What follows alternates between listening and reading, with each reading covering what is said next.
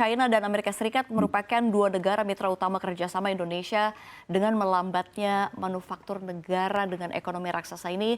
Apakah akan berdampak pada manufaktur RI?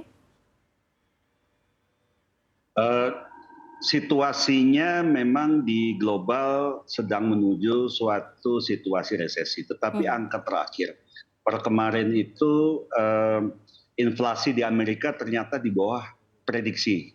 Ya. Tadinya 5%, ternyata 4,9.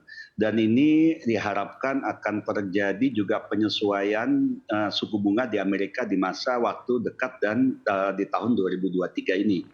Nah, yang dikhawatirkan kan adalah perlambatan ekonomi Amerika dan Cina ini Mhm. akan tentunya secara langsung maupun tidak langsung akan berdampak kepada Indonesia.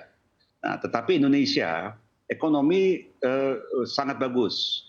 Ya, kalau saya lihat dari sektor manufaktur atau PMI index lah yang kita pakai, itu terus tumbuh. Bulan Maret itu masih di atas 50%, dan ini berlanjut sudah sekian bulan ya di atas 50%, berarti dalam status tumbuh. Ya, bulan lalu 51,9 dan bulan April kemarin itu 52,7%. Ini tinggi sekali. Nah, jadi dari sektor manufaktur kita melihat kinerja dan prospeknya bagus.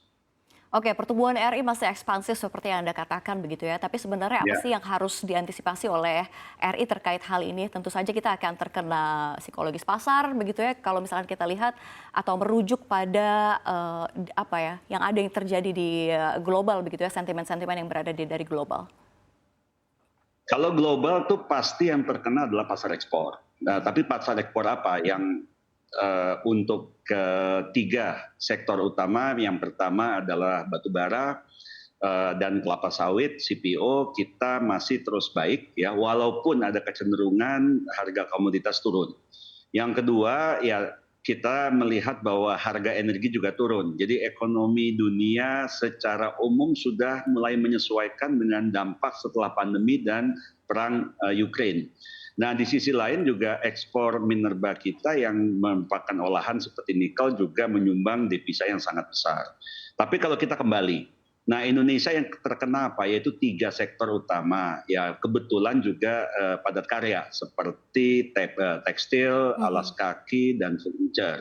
Nah, furniture ini memang tahun lalu terutama terkena dampak penurunan luar biasa karena stok yang banyak di Amerika dan ekonomi Amerika turun. Jadi ekspor furniture turun. Terus kemudian juga disusul oleh garment. Nah, sementara ada situasi yang kami dari Kadin juga sangat worry.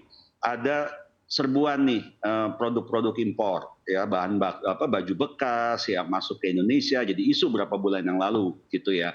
Nah, kita melihat sekarang pemerintah sudah benar bahwa pemerintah memperkuat pasar lokal. Ya, pasar lokal kita ini besar. Ya, jadi sekarang pemerintah mewajibkan peningkatan TKDN, wajib TKDN bukan peningkatan lagi. Jadi kalau sudah bisa diproduksi di Indonesia ya kita pakai barang Indonesia. Misalnya seragam, sepatu untuk pegawai negeri, tentara dan sebagainya itu beli barang Indonesia, jangan lagi impor-impor. Apalagi kemarin ada isu juga sampai KRL aja mau impor, padahal kita bisa bikin. Tapi kan ini kembali lagi balik, yang terkena dampak itu memang penurunan besar dan terjadi tahun lalu awalnya perumahan dari tenaga kerja dirumahkan dulu, setelah dirumahkan ya terjadi pengurangan. Dan itu kemarin lumayan dampaknya di tahun 2022. Mhm. Tapi 2023 kita sudah lihat bahwa sudah mulai masuk nih pasar domestik terisi dengan produk-produk Indonesia dengan kebijakan pemerintah itu. Rasanya kalau kita bisa memperkuat pasar dan melindungi pasar domestik, itu adalah langkah jangka pendek kita untuk menyelamatkan industri tekstil, sepatu, dan furniture itu.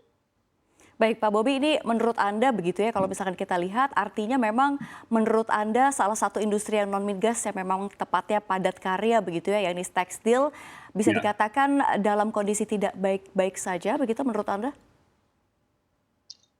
Kemarin untuk pasar ekspornya iya, dan kemudian pasar dalam negerinya sempat terganggu dengan import baju-baju bekas. Mhm. ke Tanah Abang isinya baju bekas dari Tiongkok, dari sebagainya, dan masyarakat juga senang, harganya murah, modelnya bagus gitu. Tetapi ini mengganggu pasar kita, apalagi yang kena banyak UMKM Mhm. gitu. Nah, kita ketahui bahwa motor dari ekonomi Indonesia itu di sektor UMKM.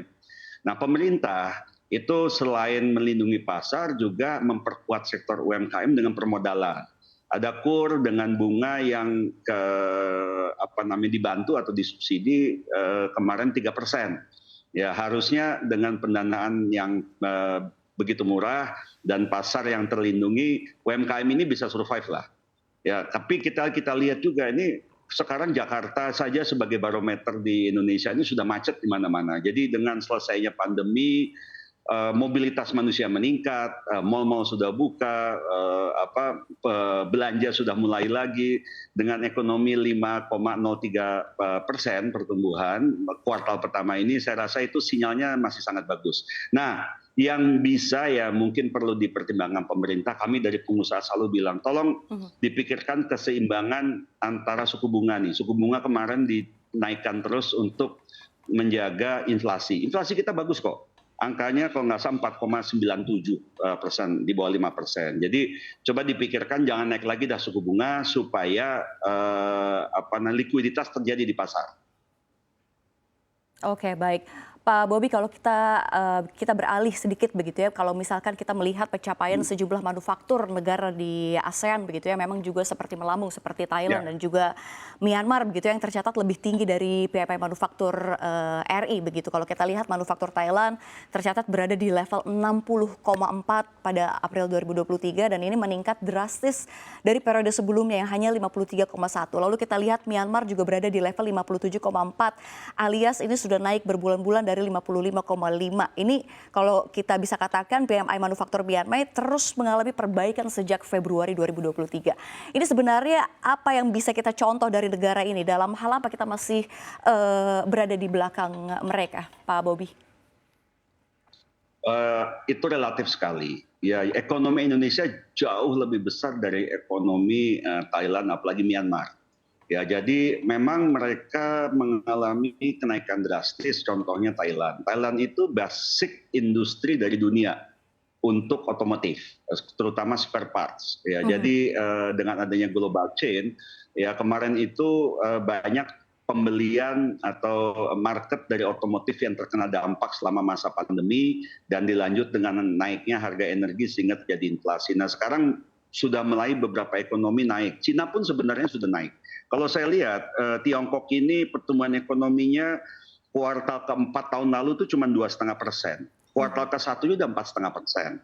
Gitu ya. Yang memang ini yang mengkhawatirkan negara-negara besar di Amerika, Eropa itu masih di angka 1,4 sampai 1,6% pertumbuhan. Tapi kita balik lagi, Indonesia dengan ekonomi yang besar ini kita sekarang bisa bertahan dengan ekonomi domestik yang tumbuhnya bagus. Kita baru selesai lewat masa pandemi dan ekonomi sudah mulai bangkit, Baik. PMI kita terlihat langsung. Nah, sektor ekspornya dari mana ya? Kembali Mhm. lagi ya 3 unggulan itu. Baik. Ya, jadi kita rasa so far so good lah. So far Tinggal so suku good ya. bunga aja nih yang kita harapkan. Ya, kita harapkan suku bunga jangan naik-naik lagi supaya likuiditas ada di pasar.